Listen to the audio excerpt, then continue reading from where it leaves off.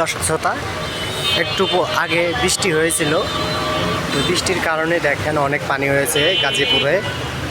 এখন আমি আছি অনন্ত গার্মেন্টসের সামনে, সরাসরি দেখতে পাচ্ছেন আপনারা।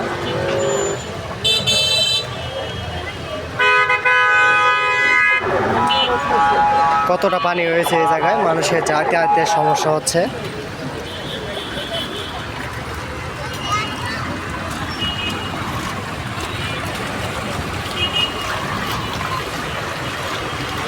পুরা রাস্তাতে পানি।